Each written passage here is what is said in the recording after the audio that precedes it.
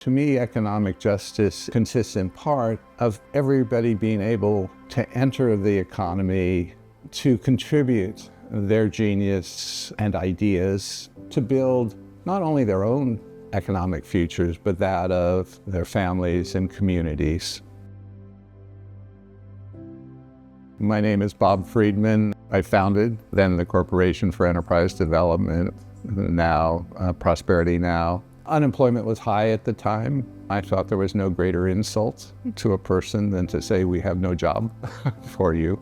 And the one job creation strategy that we had never tried was to allow unemployed people to create jobs for themselves. So the threshold interest was looking at self-employment, which became microenterprise development, as a route out of poverty. Throughout the 20th century, we had basically relied on an income maintenance social service system to deal with poverty. It allowed people to survive, but not to thrive.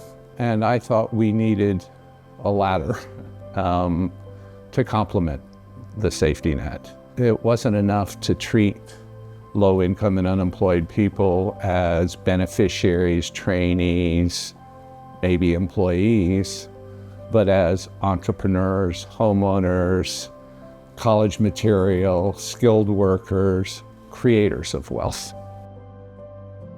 I have so many good memories with Bob. It is impossible to just pick one. I also remember Bob talking about how there is this huge opportunity gap, how every single individual has potential. And the problem is not potential, but the opportunity that is available to match it. I have seen Bob be generous, be very pro team building, being very involved in helping people to build on their strength and to use those various strengths in pursuit of the mission of Prosperity Now. I think for too long we've been treating low-income, unemployed people, people of color, people with disabilities, immigrants as needy people. I see them as each a source of common genius, each a potential entrepreneur, homeowner, creator of wealth. And we deny the economy and we deny ourselves the full benefit of that common genius when we close off the economy to half the population.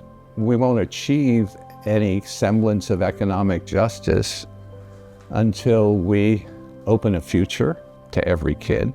What's so important to me about Bob's work and how it's inspired mine is I didn't even really understand the deep connection of organization like it was called, Corporation for Enterprise Development, now Prosperity Now, and how that was at a base of the racial wealth divide work, I've been focused on over the last 20 years. It was only through working at CFED or Prosperity Now that I started understanding the history of the book of assets and the poor, and understanding how we kind of moved from this idea of income supplementation to wealth supplementation or wealth building as the next step in addressing inequality. I still have Bob's A Few $1,000s book, and I love the holistic way it tries to lay out a asset development system, on top of the income supplement system. So again, it was fascinating to get to engage and work at a place and recognize, oh, this is at the base of the work I've been doing for the last, at that time, 10 years.